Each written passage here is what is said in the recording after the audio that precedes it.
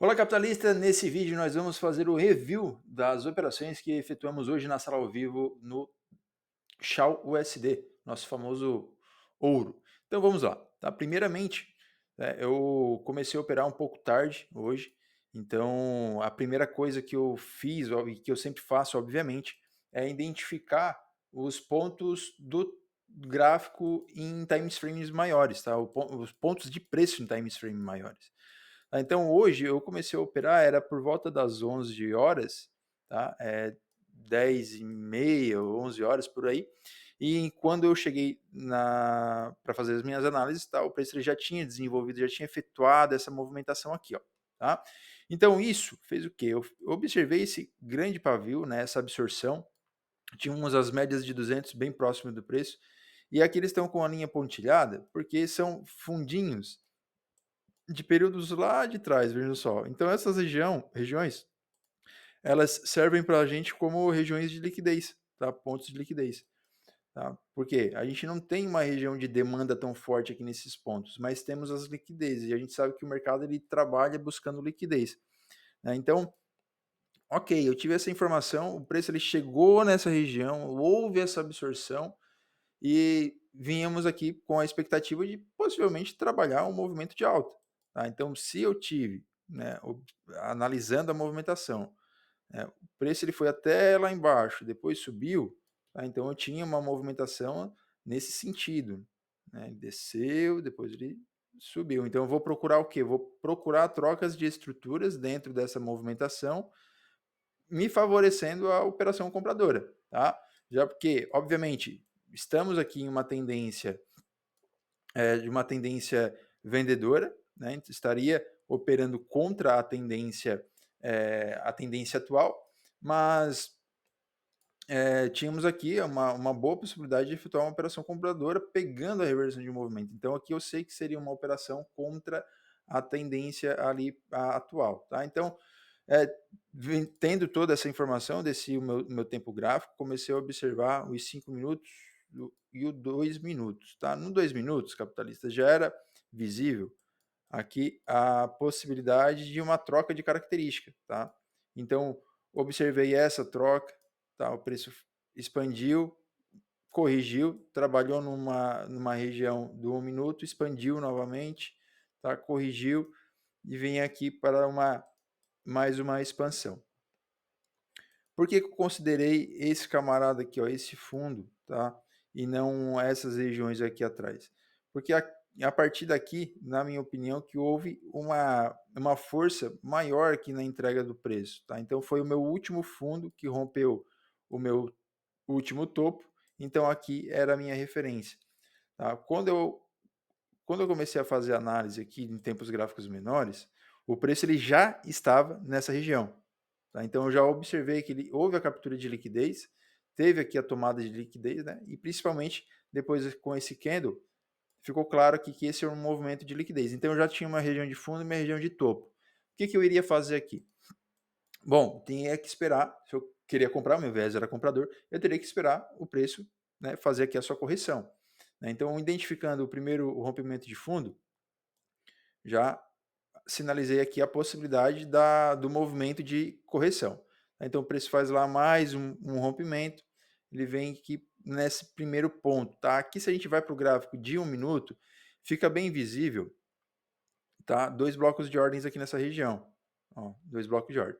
Só que esse primeiro, lá pelo 2 minutos, não era tão visível assim. A gente tinha aqui um pavio, a gente sabe que, né, refinando, esse movimento acaba sendo um bloco de ordens em outra região, mas também ó, tínhamos aqui ó, uma ineficiência nessa região. Então, essa zona toda, ela acabava sendo zonas de interesse. Tá? Por que ela acabava sendo zona de interesse? Veja, Fair Value Gap. No 2 minutos eu enxergo esse Fair Value Gap.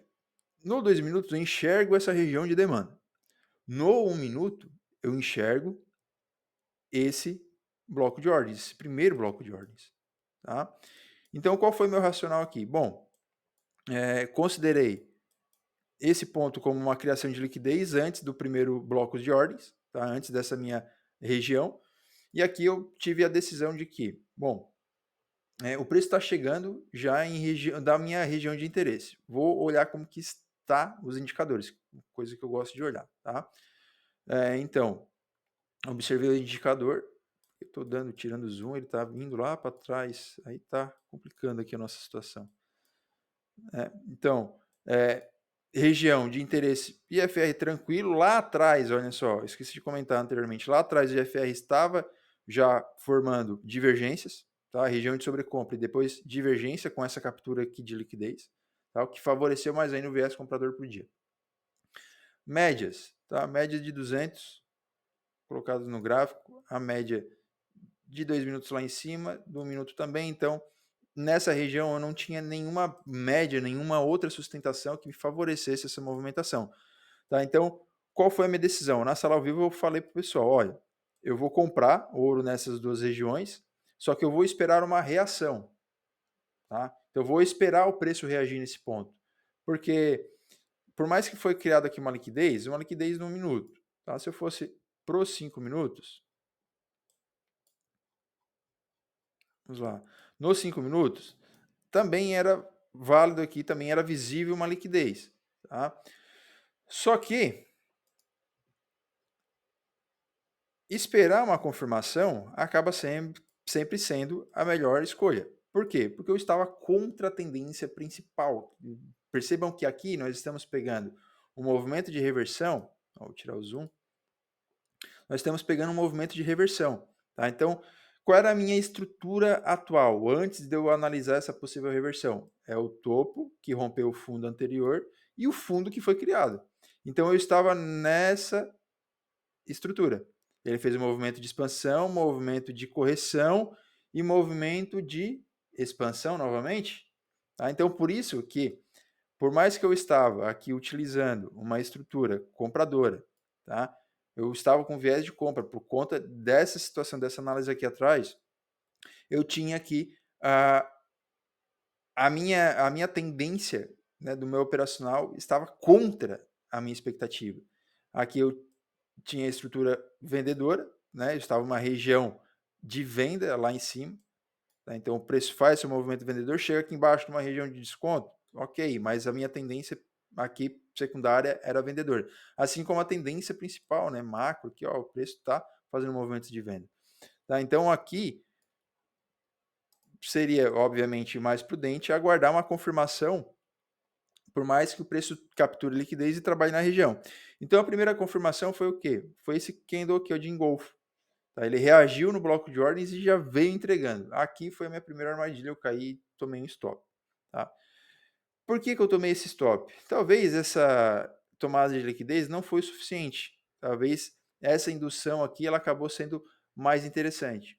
O que eu deveria observar, né? O que deveria ficar mais interessante para favorecer esse meu operacional? Era esperar o preço sair desse fair value gap aqui, ó.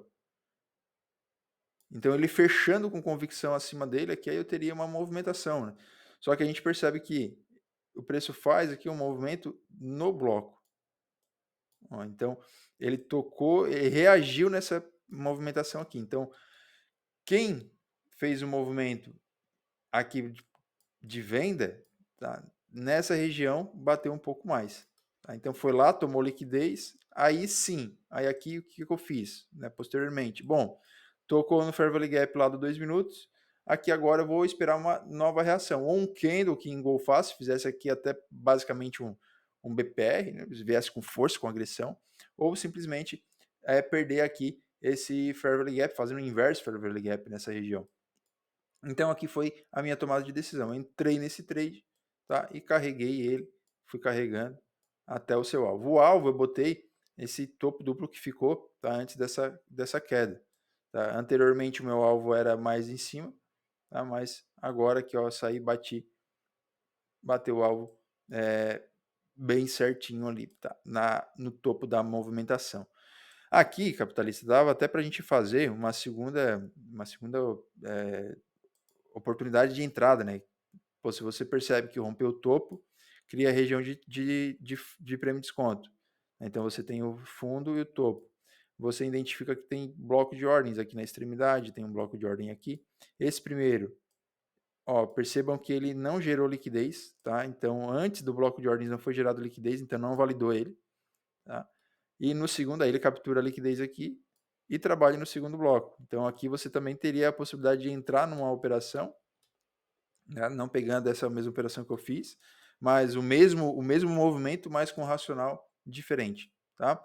Então, foi isso, capitalistas. Esse foi o racional aqui do trade de hoje. Espero que você tenha gostado desse vídeo. Espero que todo esse review que eu faço consiga, de alguma forma, te ajudar e abrir a sua mente em identificar e fazer leituras no mercado, no seu cotidiano, no dia a dia, favorecendo aí as suas operações, ok? Então, amanhã, se tivermos trade, estaremos aqui novamente. E muito obrigado pela sua audiência e até o próximo vídeo. Tchau, tchau.